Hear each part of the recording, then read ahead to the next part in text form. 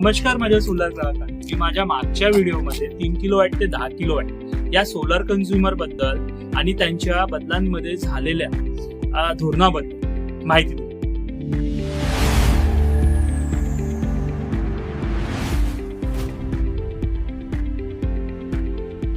मी माझ्या या व्हिडिओमध्ये 10 किलोवॅट पुढे सोलार कन्झ्युमर्स बद्दल, ज्या कन्झ्युमर्सला सोलार लावायचे आहेत, ते लावायला इच्छुक आहेत आणि ज्यांनी ऑलरेडी लावलेले आहेत, त्यांच्या सोलारमध्ये झालेल्या बदलाबद्दल तुम्हाला ठळक काही मुद्दे आणि त्याबाबत माहिती देणार. बघा, मी तुम्हाला परत एकदा सांगतोय, जर तुम्ही आमच्या व्हिडिओचा टायटल बघितला तर आमच्या व्हिडिओचा टायटल आहे स्केल ऑफ लॉ. माझं असं मत आहे आणि ठाम मत आहे बरं का.